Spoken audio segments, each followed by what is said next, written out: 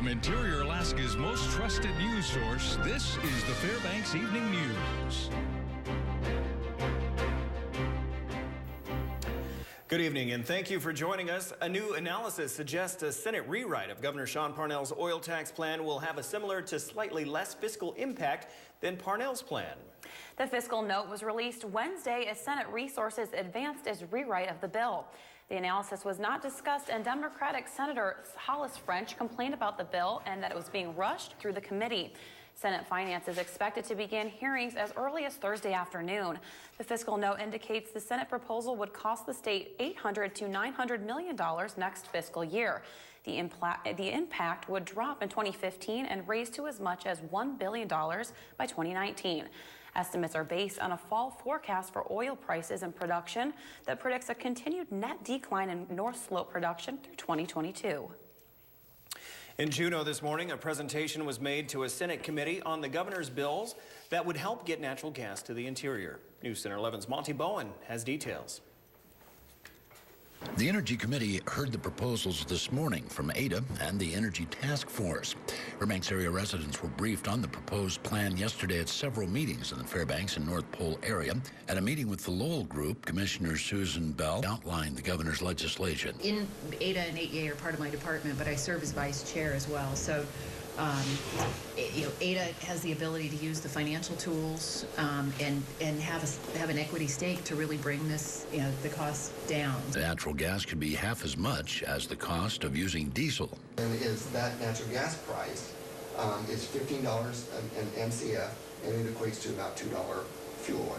Savings to the homeowner in the long term would be substantial. There would, however, be the cost of changing the heating system from coal or oil to natural gas.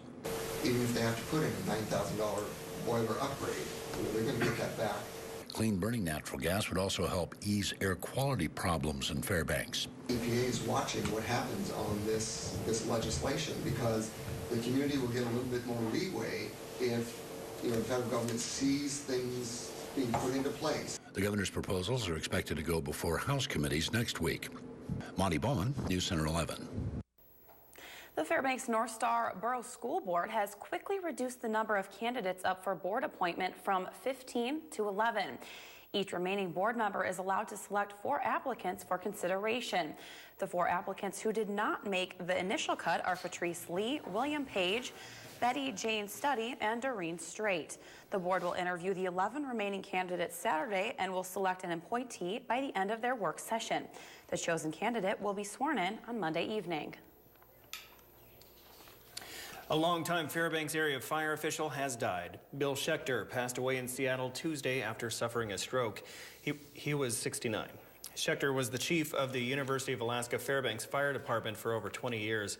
He had also served as Fairbanks City Fire Department chief and headed up the Fairbanks North Star Borough's Department of Emergency Operations.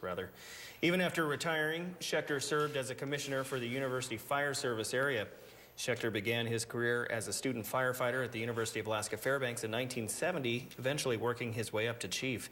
Schechter is survived by his wife, Patty, and 3 children. Memorial services are pending. Okay, well, now changing to weather. It's been really nice out there today. Yeah. This whole week. It's been, I think the worst is over, but there's one person who actually probably knows more than I do, and that's Mike Schultz. Mike. Oh, never say that this early, Daryl. The worst is not necessarily over. It can change pretty quickly, but today was a beautiful day. Lots of sunshine. Temperatures still pretty mild for this time of year. 19 degrees, a good number for Fort Wainwright, Fairbanks, North Pole, Allison Air Force Base, 17 degrees at Delta Junction, 18 degrees at Nenana, a little cooler at Denali Park. Denali Park was up to 36 degrees at one time today, but clouds moved in. Now we are looking at temperatures cooling down a little bit tomorrow, warming back up again this weekend, and the weekend looks really good. We'll talk more about that. We'll talk about the weather in the lower 48, which looks pretty quiet also. All that coming up later on. Daryl, Stephanie. All right, well, thank you, Mike. When we come back, FedEx donates a retired jet to UAF. And an investigation continues on an officer-involved shooting in Anchorage. Stay with us. This edition of the Fbx Evening News is brought to you by Prospector Outfitters and by Kendall Auto of Fairbanks.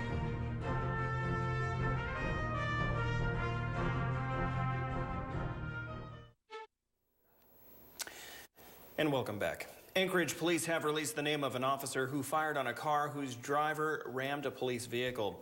Police say in a release that 6-year veteran officer Kyo Fujimoto fired on Lucia Pedro last Sunday morning after Pedro fled the scene. The shot broke out a window on Pedro's car, causing minor injuries to 2 passengers. Police say Pedro continued to flee and his car was eventually stopped by a spike strip. He was arrested on assault and eluding charges after a foot chase. Authorities say when the incident started, when Pedro tried to drive through a crowd of people behind a downtown bar early Sunday and brandished a weapon. Fujimoto's use of deadly force is under review by the Office of Special Prosecutions and Appeals. Anchorage residents and union members crowded into a meeting of the Anchorage Assembly last night. That was to hear more about Mayor Dan Sullivan's plan to limit the power of city labor groups. The mayor's proposal would take power from city unions to strike or arbitrate disputes. It also would eliminate raises based on longevity or performance bonuses. Also, it would limit raises to the 5-year average of the Consumer Price Index. Up to 1,000 people crowded into the Lusac Library on Wednesday for the meeting. Sullivan has named his proposal the Responsible Labor Act. It is to come up before the Assembly for action on March 12th. Residents of a small Alaska community are scheduled to meet with Interior Secretary Ken Salazar on Thursday in their quest for a road through a national wildlife refuge. Residents of the Alaska Peninsula community of King Cove want a land route through Isenbeck National Wildlife Refuge to reach an all-weather airport at Cold Bay. King Cove is notorious for delayed or canceled flights because of strong winds that buffet the community's airstrip. The U.S. Fish and Wildlife Service announced February 5th it was rejecting the road because it would damage internationally recognized wetlands used by millions of migratory birds. Salazar, though, has the final say. Villagers say a 1-lane gravel road through the refuge will not harm bird habitat and that the agency is favoring birds over people. As we have reported, FedEx has donated 2 retired jets to the aviation maintenance programs at the UAF and UAA community and technical colleges. Earlier this month, the Anchorage campus received theirs, and today, Fairbanks did the same. News Center 11's Daryl Lewis and Justice Soleil were at the Fairbanks International Airport as the Boeing 727 made its final landing.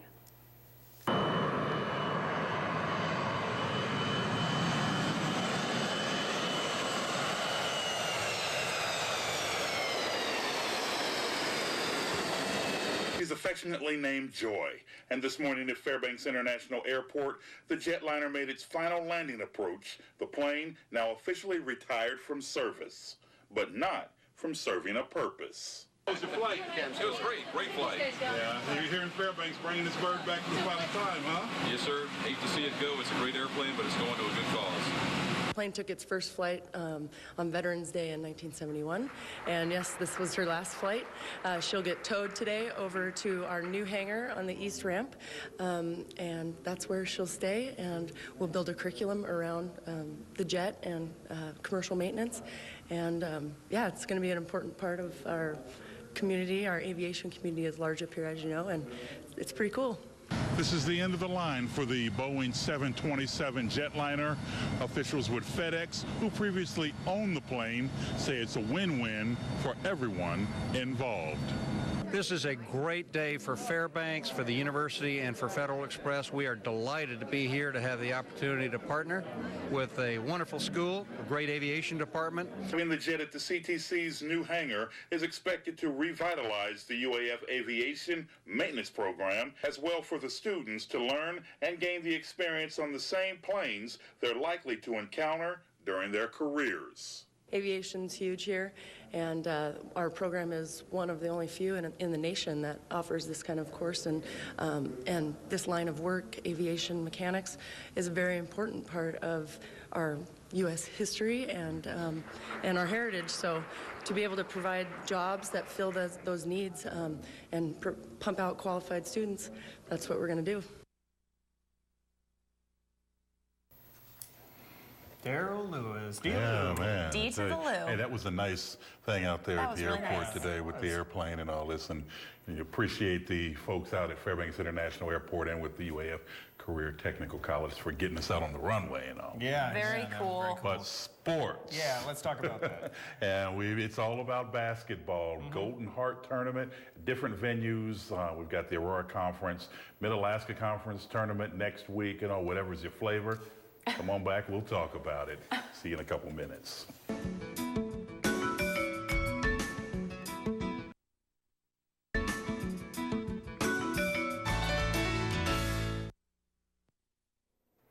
And welcome back, Interior Alaska. Daryl Lewis in the house on a Thursday, once again holding things down for my young man, Joe Cook. It's your new Center 11 Sports. Let's get things rolling. The road to March Madness Alaska State Basketball Championships began earlier today for schools in 3 of the 4 interior conferences. The Aurora Conference Tournament featuring Class 3A teams is in Valdez. The Interior Conference for 2A schools are in Glen Allen, and the 4A Mid-Alaska Conference Tournament gets underway next week over on Geist Road at West Valley High School. But the 1A Golden Heart Conference Tournament began this afternoon and runs through Saturday over at Monroe Catholic High School. And don't adjust your set. That is the ladies and the gentlemen forming one of the teams. Anderson, having numbers issues, just blended both teams instead. Now Huslia is hosting the true double elimination tournament since only one boys team and one girls team can qualify for the state tournament. There are 5 teams in the boys tournament. Number 1 seed Minto, number 2 Huslia, number 3 Fort Yukon, number 4 Tanana, and number 5 the aforementioned co-ed team, Anderson. Minto was seeded number 1 in the girls tournament, followed by Huslia, Fort Yukon, and Tanana. Now there are 4 games each on Thursday and Friday, and could be as many as 8 on Saturday. It's gonna be a long day. Talk with tournament officials and Anderson head coach Uwe Hoffman about that co-ed team. Hoffman says everyone was all in from the beginning. We are short one boy this year. We have enough girls, but not enough boys, so we decided to have a co-ed team. Yeah, so everyone can play. At the end of the day, it's all basketball. Huh? Yep. Just basketball. And one boy is actually sick right now, so we are only here with 3 boys. Yeah, and tell me, last question and all, how has the guys embraced the girls and the girls embraced the guys? We are like a little family. Yeah, and with the decision to play together, of course, the girls are girls and have to play against guys. So they want to use their female charm, and for the boys, it's really to step up for the girls and, plow the road. And basically, if you want to play, you kind of like accept it, huh? Yep. Anderson joined our region this year, and we're so glad to have them. And they came in with a co-ed team. That mean the love and the dedication must really be there. It is. It takes a co-ed team to just make a team. It's for some of our villages, and so we're just excited to have all of them here. Love it when the ladies mix it up with the fellas. Switching channels, news from up on the hill, my alma mater, the University of Alaska Fairbanks. The Nanook women's swim team has been named to the College Swimming Coaches Association of America Scholar All-America Team for NCAA Division II. The CSCAA announced earlier this week. The Nanooks turned in a cumulative grade point average of 3.07 during the fall term, earning them the prestigious academic honor. Alaska is one of 2 Pacific Collegiate Swim and Dive Conference schools on the All-America list, as Cal State East Bay joined the Nooks with a 3.28 cumulative GPA. To be considered for the accolade, teams must finish a semester with at least a combined 3.0 GPA. A total of 44 Division II women's programs were named Scholar All-Americans, including last year's national champions Wayne State and national runner-up Drury. Staying on the hill and going outside, Nanook women's skier and senior Rebecca Kozneski has been named the CCSA Skier of the Week, the conference office announced on Wednesday. Kozneski received the award at the NCAA Central Region Championships this past weekend. Kozneski bounced back from an earlier setback to land a 6th place finish in the skate event, finishing the race as the Nanook's 3rd scoring skier. Kozneski's points proved vital. Alaska held on to capture the women's regional crown by just 4 points over rival Northern Michigan. And finally, the already playoff-bound Nanook men's basketball team is wrapping up their regular season schedule tonight on the road at Montana State Billings, and Saturday at Seattle Pacific. We'll have more on tonight's game tomorrow. And switching to life on ice, the Nanooks sitting in sixth place in the CCHA and having secured not only a playoff berth, but they'll be home in the first round as well. Must first focus their attention on the home series, that is the Governor's Cup Series. Nanooks open up tomorrow evening in the House of Carlson against the UAA Seawolves, and then the series switches Saturday to Anchorage and the Sullivan Arena. Nanooks lead the all-time Alaska Airlines Governor's Cup Series 11-8. Tomorrow's game will also be the final home game for 7 Nanook seniors. Chad Guion, who sustained a season-ending knee injury back in early December, Captain Adam Henderson, assistant captains Cora Odegaard and Andy Toronto, left wing Jarrett Granberg, and right wing Nick Uremchuk, and also goaltender Steve Thompson. And that's going to do it for sports tonight. Thanks for rolling with me for a spell. For more KTVF sports, log on to Twitter, YouTube, webcenter11.com, and also download our mobile app, whatever's your flavor. But for now, don't go anywhere because my man, Mr. Mike Schultz, has your full weather forecast. He's next, and we'll see you. Welcome back to Fairbanks Evening News. This is once again a look at our weather, and we're talking about an interesting snow sculpture that was sent in today. Look at this picture here. This was sent in by Steve Roach. I call this a cool snow effect because of that effect right there. That is pretty wild there. Again, if you have a photograph you want to share, send it to Mike Schultz at KTVF11.com. What's going on at the airport? Well, our high temperature for the day, 20 degrees. Right now, 19 after a low last night of 9 below. Record high, 53, 1938, 49 below in 1956. Sunrise was at 8:03 this morning, and the sun set a little while ago, 6:07, which gives us 10 hours and 4 minutes. Again, it's 7 minutes from yesterday. Today's satellite picture, another area of low pressure. We're going to keep an eye on this because some of this moisture may spin its way up over us tomorrow, giving us a slight chance of a little light snow. Other than that, not too much going on. You can see out the west, things are looking pretty good, too. On our map for showing the entire state, the rains have stopped over southeast Alaska. Cloudy to partly cloudy skies around Kodiak Island. Some snow shower activity around Bethel. Not too bad in Nome, 6 degrees. Still some light snow falling at Barrow, and Fort Yukon, 7 degrees above zero. Nice weather there. Lower 48 weather, well, things are really calming down now. A little shower activity over the Pacific Northwest and over the East Coast. Other than that, that storm that brought all the snow earlier this week is moving off. That's a big relief for the folks all over the eastern half of the country. Still some pockets of moisture moving down, and the jet stream again expected later on this weekend to bring more cold air over the eastern half of the country, while out to the west things look pretty good. More rain across the Pacific Northwest. Back to Alaska for tomorrow. Looks like this northern sections, some blowing snow in Barrow, mostly sunny skies for Nome, and mostly cloudy skies in Fort Yukon. Here in the interior, it looks like cloudy skies for Fairbanks, maybe a chance of a little snow in the Healy area. Over southeast Alaska, again, more wet weather there. 2 inches of snow in Juneau, rain and snow at Ketchikan. And over to the southwest, we're looking at partly cloudy skies for Cold Bay and Bethel, cloudy in Kodiak. And over south central sections, we should be looking at light snow at Anchorage, cloudy in Homer, and a couple inches of snow for Valdez. Well, once again, time for our kids' weather. And all this week, we've been talking with the kids from Weller Elementary School. Tonight, let's hear from the teacher. Hello, I'm Mrs. Black, and this is my 6th grade class from Weller Elementary, and we have a weather fact to share with you. Class, did you know that at any one time there are more than 2,000 thunderstorms in progress? And during a 1-year period, more than 3 billion lightning strikes occur? Really? No kidding. That is an interesting weather fact. Next week, we'll be talking with the kids from Wood River Elementary School. One last chance for the Thursday night opportunity to see what the road conditions are looking like. For the most part, icy patches, snow-packed roads, and just not too good a condition of roads. So if you're heading in and out of the Fairbanks area, keep that in mind. Just drive safely. Here's our forecast for tonight. 8 degrees below zero, and maybe some clouds moving in throughout the night. Tomorrow, looking at cloudy skies, a slight chance for some light snow, and 18 degrees above zero.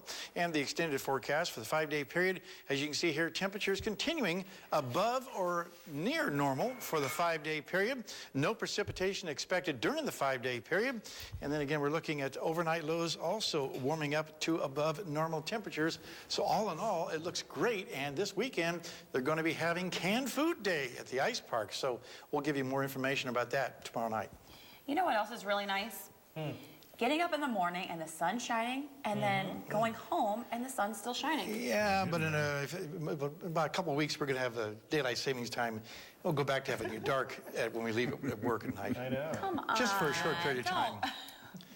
You know, dear, I was really impressed today with that FedEx thing. 66 planes they've donated across the country. Absolutely. And that was really neat seeing that plane come here. Good stuff. Yeah. Okay, that is going to do it for this edition of the Fairbanks Evening News. As always, we are glad you could join us. Now remember, just 2 more days until the annual Interior Wedding Showcase. There will be fashion shows, door prizes, and it'll be emceed by me and our morning news anchor, J.R. Lewis. 11 a.m. to 4 p.m. at the Westmark Gold Room. Come on down, join us. All right, and remember, you can also join us here 6 days a week at 6 and 11, or anytime online at webcenter11.com. That will do it from all of us here at the News Center. We're going to leave you tonight with more of that great video of that jet coming in today. From all of us here at the News Center, have a good night.